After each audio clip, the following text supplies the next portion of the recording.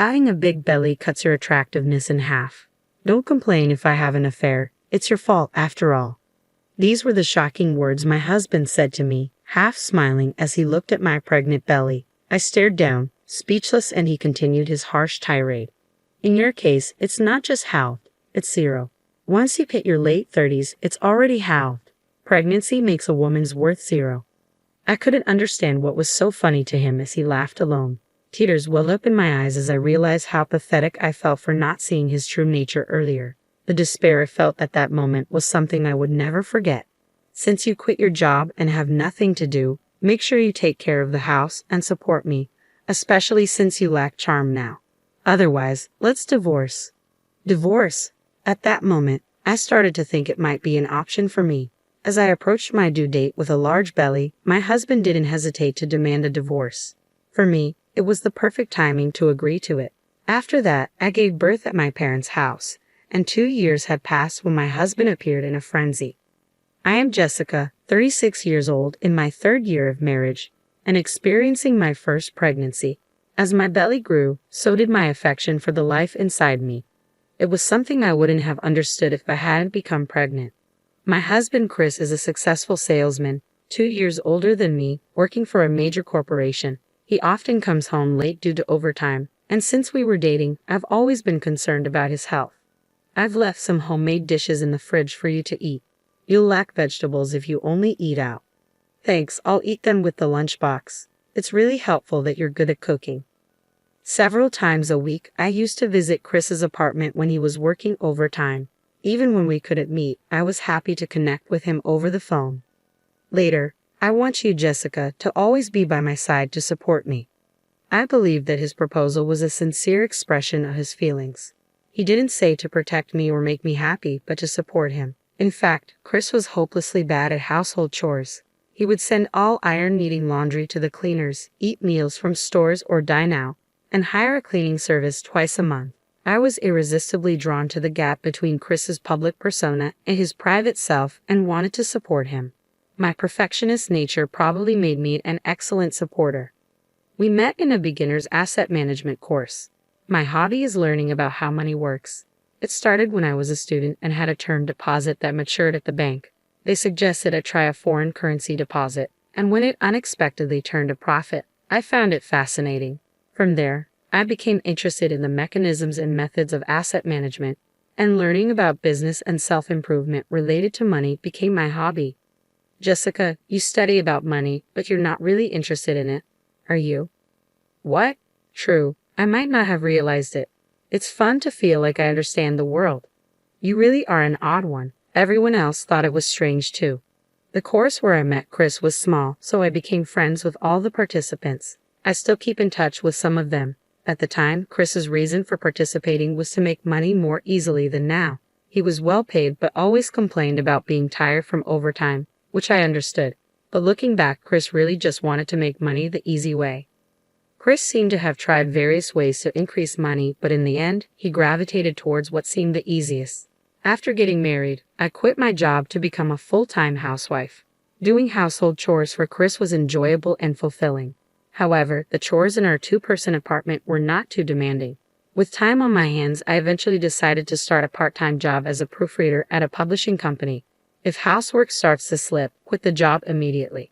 Despite what Chris said, I had no intention of neglecting household duties. The job was a great fit for me, and I really enjoyed it. Moreover, the publishing house dealt with business and practical books, which interested me. I was constantly excited. This job might be my true calling. I get to study and earn money too. A true calling? It's just proofreading text, right? You're exaggerating. Chris laughed it off, but this job led me to an opportunity that would change my life. Among the materials I proofread was a book on starting an internet business, which piqued my interest. Since Chris often came home late, I thought I could do it as a side business during those hours. The next day, I started working on my internet business with a book and my computer. Hey, this internet business seems interesting. I'm thinking of writing a blog about everything I've studied. It might be helpful to someone, I said excitedly. Your hobbyist knowledge might be helpful. Really, you think you can make money with that? Chris laughed it off. But I was engrossed in my new hobby, working on it with great enthusiasm. My perfectionist nature was fully at play here too. The first time I saw meaningful income was 6 months after I started. I was thrilled and reported it to Chris. "Ha, just $20. What's there to be happy about? That's not even enough for pocket money." I was disappointed by his reaction, but at the same time, surpassing my husband's salary became my goal, and I became even more motivated. A while after starting my internet business, I had a reunion and a drink with the friends I met in the course. When I talked about what I was doing, some were interested and others were already doing it, leading to an engaging conversation. Perhaps feeling left out, Chris suddenly started complaining about me. "What she's doing is just a game. She's not interested in money. That's why she only made $20 in half a year." I was annoyed by his demeaning tone.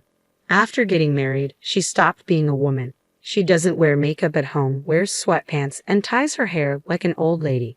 Sitting in front of the computer, she just looks like a nerd. "Chris, stop it. Are you drunk?" I interjected. I thought I was marrying a good housekeeper, but then I realized any wife would do housework. Living off my money and turning into an old lady, I feel deceived. He spoke in a joking manner, but I was deeply hurt. It seemed like all my efforts for Chris were meaningless. "Hey Chris, are you drunk? Jessica is still beautiful, everyone. Chris is getting a bit too drunk. Maybe it's time to wrap up, Mr. Hanson," the organizer said, noticing my teary eyes. I was so emotional that I couldn't sleep that night. From the next day, I started to dress up more even at home, but in hindsight, that might not have been a good thing. After marriage, Chris demanded more care from me and occasionally made sarcastic remarks or spoke harshly. I once tried to resist, saying, "Take care of yourself. It's your fault that I turned out like this, you know. Take responsibility and look after me to the end. After all, that's pretty much the only thing you're good for."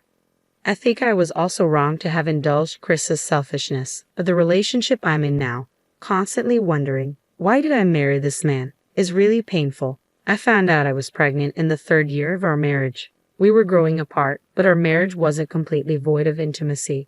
It had been a while since I had eagerly awaited Chris's return. When I told him about the pregnancy with a smile, he clearly showed his displeasure. "Ha, who said you could get pregnant?" His furrowed brow was unmistakably one of discomfort. "You married me to take care of me, right? Who's going to take care of me when the child is born?"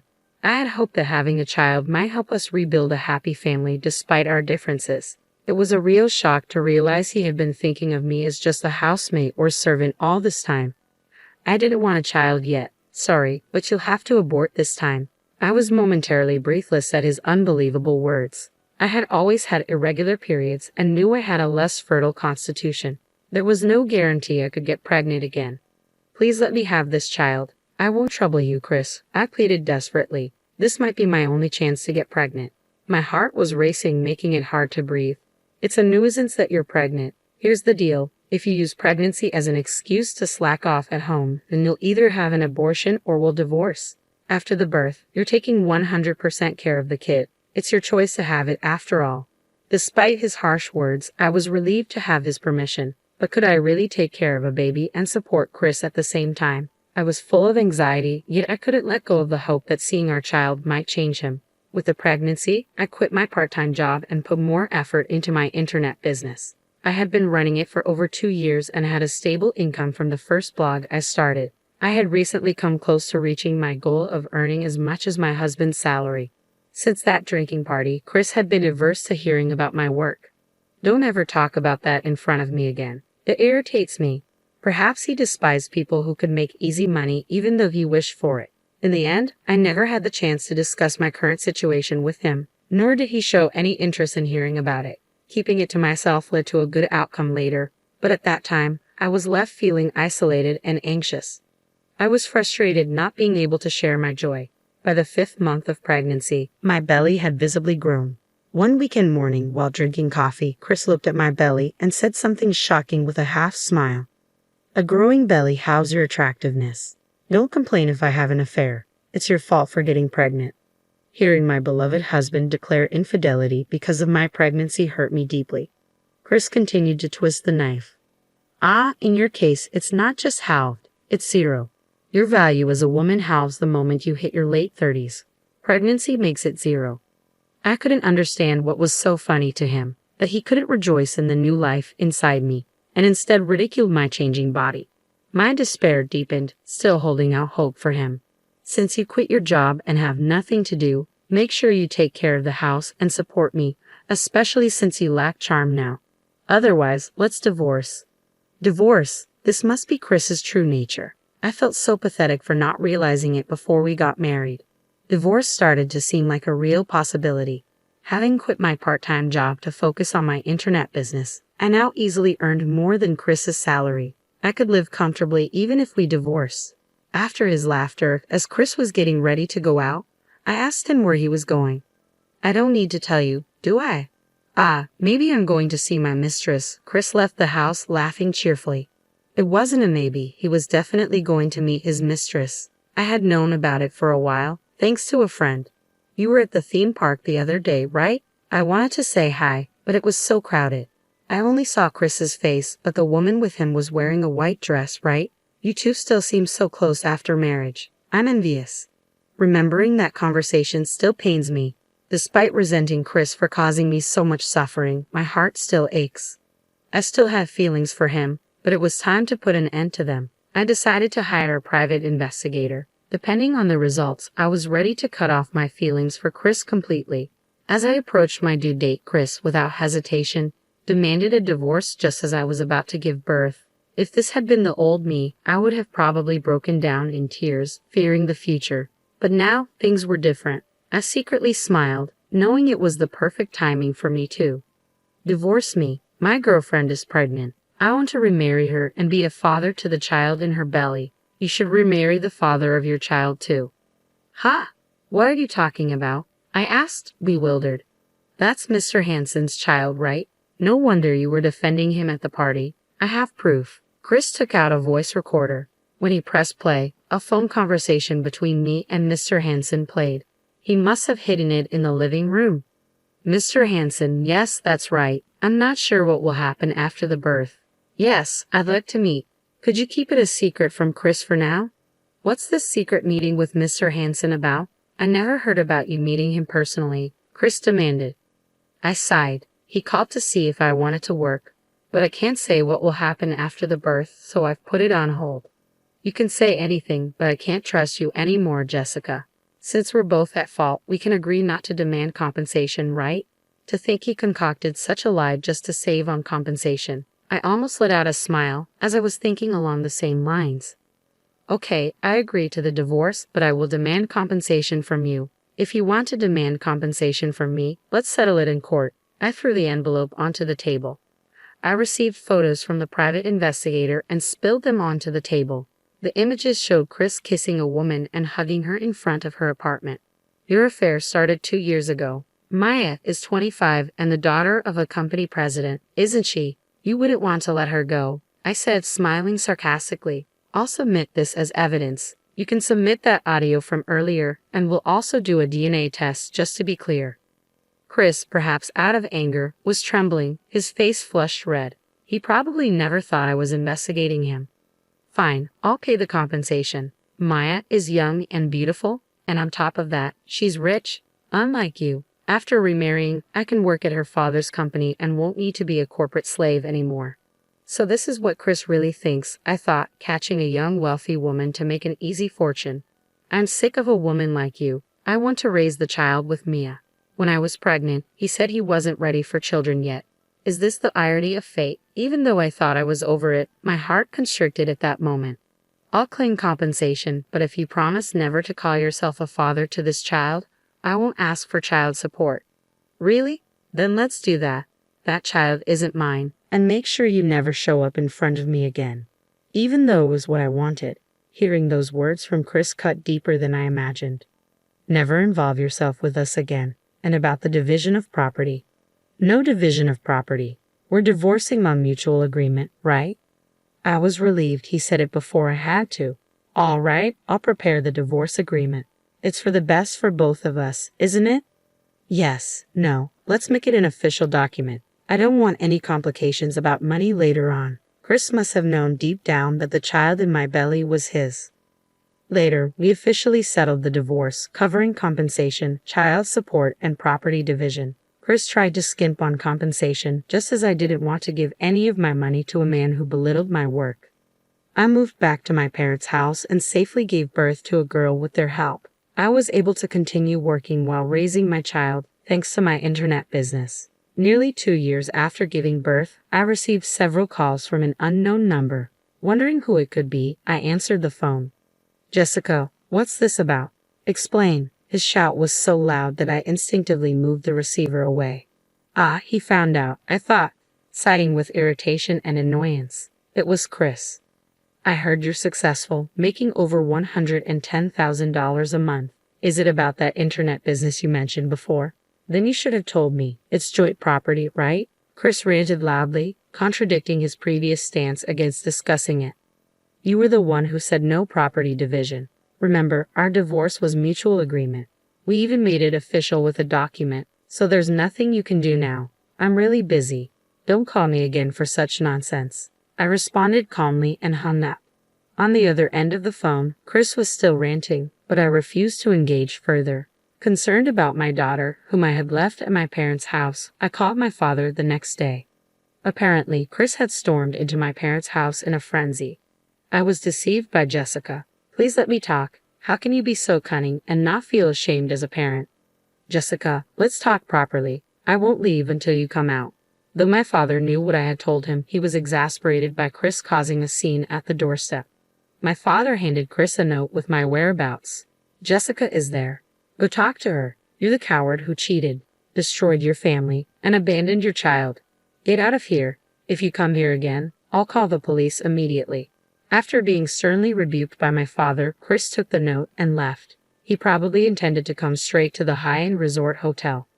I was staying just a 2-hour drive from my parents' house when the front desk called me as dusk approached. I asked them to tell him to wait in the lounge and leisurely left my room.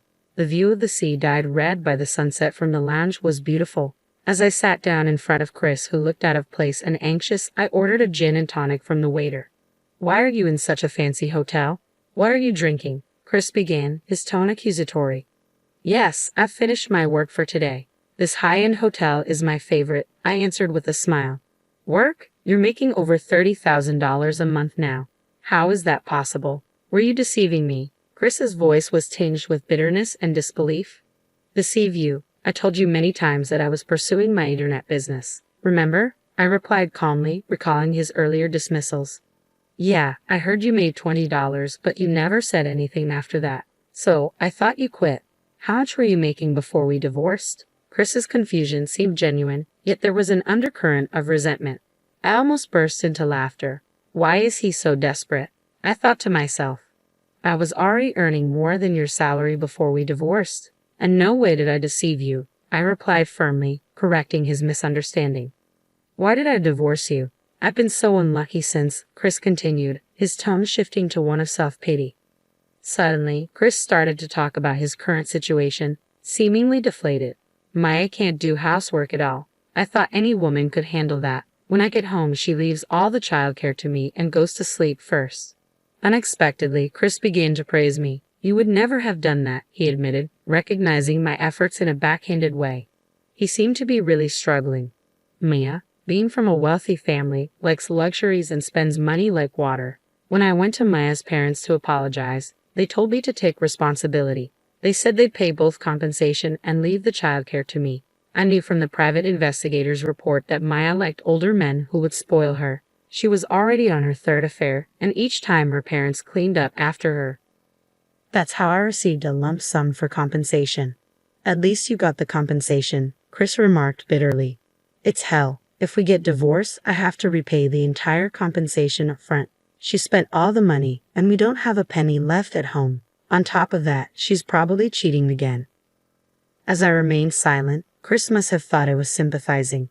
I want to get back with Jessica. Now I realize how much she cared for me. If she's earning that much, she can pay the compensation in one go, right? Why would I get back together with you? Are you an idiot? I'm not your mother or your maid. Don't be ridiculous, I retorted sharply, my patience wearing thin at his selfishness. His incredibly selfish words made my blood boil. Seeing my fury, Chris looked shocked. You don't need to speak to me like that. You took care of me so much, but you chose to let that go, didn't you? The gin and tonic I ordered arrived, and regaining my composure, I took a deep breath and spoke in a calm but firm voice. We promised never to involve each other in our lives again, didn't we? I have no intention of helping or getting back together with a scumbag like you. After the call, I drank my gin and tonic in one gulp, slamming the glass down on the table. I'm going abroad next week. My work can be done from anywhere, and I keep making money even as we speak. That's the system I've built. And just to correct you, my monthly income isn't $10,000. It's $30,000. If you ever show up at my parents' house or let my daughter see you, you'll pay the agreed-upon penalty of $50,000 in one lump sum. I added firmly, leaving Chris gaping and speechless as I walked away. The divorce agreement stipulated that if Chris showed his face to our daughter or if she went to see him, we'd each pay a $50,000 penalty. This would surely be the last time I ever saw Chris. Finally, I felt completely relieved. Chris continued his marriage with Mia, but it wasn't the life he had dreamed of. He was burdened with caring for Mia's troublesome daughter by her parents. Unable to change jobs from his overworking company, he looked worn out from balancing work and childcare every day. Despite everything, I hoped he would learn the difficulty and joy of caring for someone through parenting. Maya was reportedly involved in another affair and being sued for compensation by the wife of her partner. But it was unclear if Chris had the ability to pay. Perhaps Chris would decide to divorce for the sake of the child. As for me, my work was thriving, and I was being invited to give lectures in various places. It felt great to help others with what I had learned and practiced. It all started when Mr. Hansen invited me to speak about my approach to work at a study session he was organizing. It was the same discussion we had during the bugged phone call. I still maintained a good business relationship with him. My daughter was growing up fast, turning into a wonderful child, much to my pride as a parent. Despite the hardships, I learned a lot from my marriage with Chris. If I wanted my daughter to grow well, I knew not to be overly protective. I planned to continue watching her grow, respecting her independence.